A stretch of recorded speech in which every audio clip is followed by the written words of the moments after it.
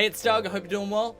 In today's video, we're going to be talking about how to sing and play guitar at the same time, and we'll also discuss playing bass and piano while singing. Okay, let's do it.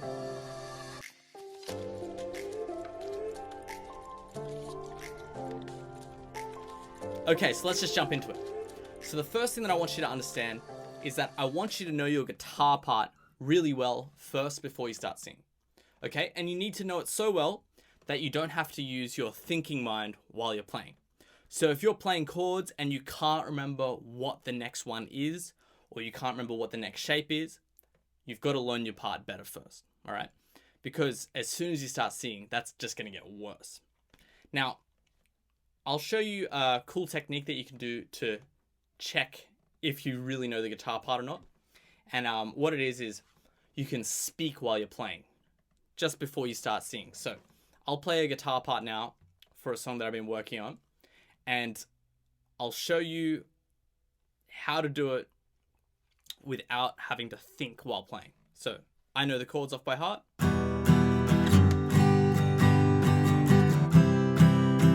And I'm gonna practice speaking.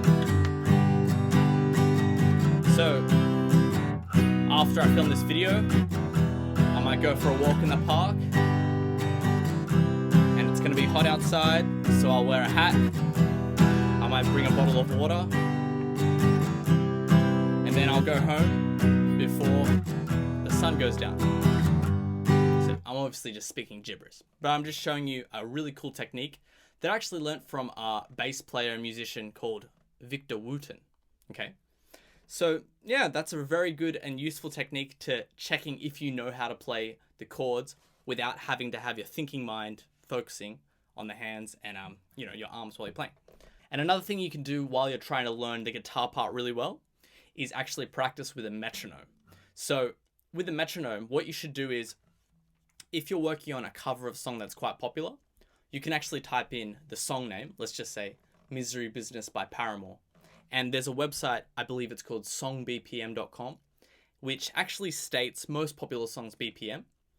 And then you could type in metronome and whatever BPM that website told you, let's just say 130, and you can type in 130 BPM metronome into Google. And if you use a desktop, Google even has a metronome built into the web browser, which is really convenient. So you should give that a try.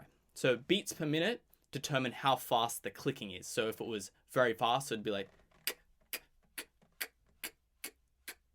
if it was very slow, it'd be like, for example. So definitely give that a go, because if you're unfamiliar with your song, or if you're just not good at rhythm, particularly when playing the guitar, you'll notice that you'll hear the click track and then you'll either speed up or slow down. And it's just so important to be able to lock in that groove and rhythm while you're playing. And that's going to lay the foundation for you to sing over it. And everything that I just mentioned about, learning the piece very well first and getting really in time and rhythm can be applied to piano or bass, or any instrument that you could play while singing. Let's move on to tip number 2. So what I want you to actively avoid is adding any stiffness or tension in the body when you're playing guitar, piano, or bass, or any other instruments like we talked about, because that will affect your singing voice in a negative way. So here's a good example. I'll sing the verse while I'm playing the song that I'm working on. If my soul would speak, but 1,000 would hear the quiet bush dreams I wish to share. Now I'll show you what it sounds like if I make a very stiff arm movement while I'm playing. If my soul would speak, 1,000 would hear the quiet bush dreams I wish to share.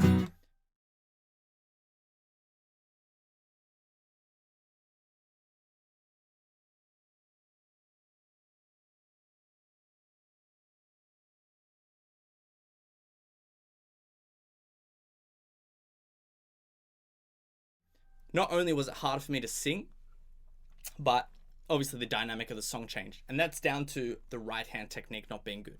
So if I was playing a bass part, for example, my right hand would want to be really smooth and relaxed like this.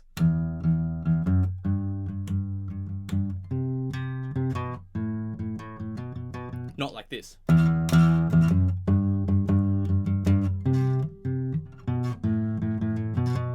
obviously it's affecting my playing, but more so what I'm feeling is pressure all up here, or tension all up here. And it seems to travel all the way up to the neck and even throughout other areas of the body. And it makes your voice very stiff. It doesn't feel very good to sing when you're in this kind of like, if my soul would speak position. It feels much better when you have a good posture, your guitar playing or bass playing is, with good technique. And yeah, it just feels much better. And the same could be said about piano. So if you've ever done piano lessons, piano teachers are quite strict about how to actually, hold your hands up and how to apply pressure. You wouldn't want to be stiff like that, because you might even heard in that example there, my voice gets tighter. So if I just pretend to play piano now, if my soul would speak, then 1,000 would hear of a quiet boy's dreams that I wish to share. Look what happens if I pretend to hit really hard, or at least put stiffness in their arms. If my soul would speak, then 1,000 would hear of a quiet boy's dreams. Not intentionally, but just through the action of stiffening up my hands and pressing harder, my voice became tighter and more tense. So yeah, that's something to really avoid, and you need to improve your technique on your instrument if you are struggling with that tightness that I'm talking about. Okay, so tip number 3, I want you to actually use your guitar playing or your bass playing or piano playing to your advantage. I want you to sync up your voice to the chords or bass notes or piano chords that are playing. What I mean is, if you go off pitch when you're singing a cappella, if I have to find the note. If you have the chord in the background, you can use that to your advantage like this. If my ear hears what note that is,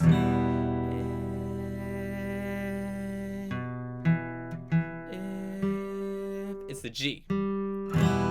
So I hear that in the chord. If my, then it goes to E. So the notes that I'm singing are actually in the chord. If I sing flat or sharp, if my, you can hear it gets dissonant. So I'll play another chord. Speak. If I sing sharp, speak,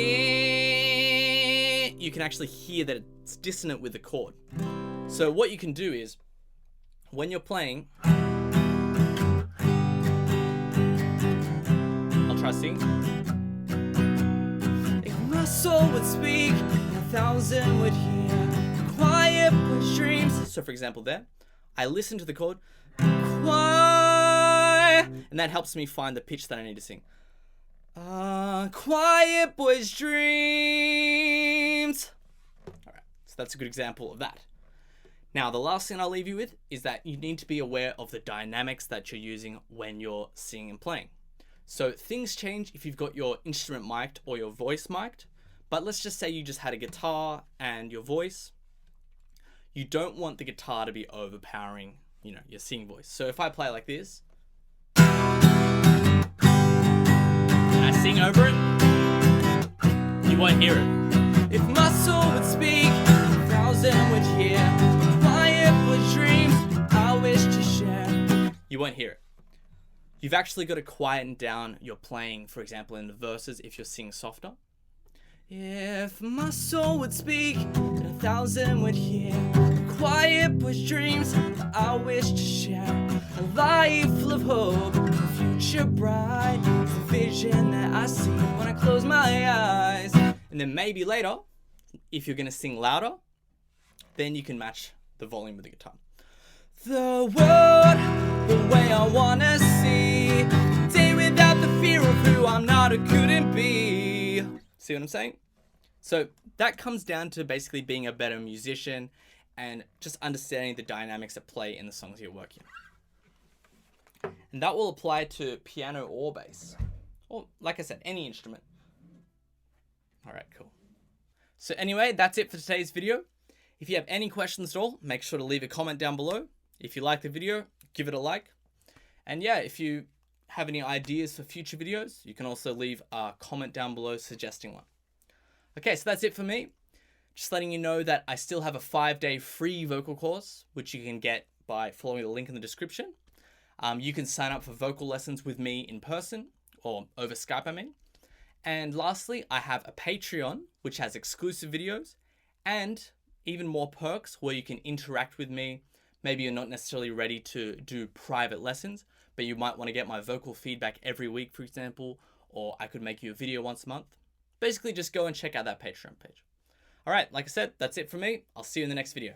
Thank you.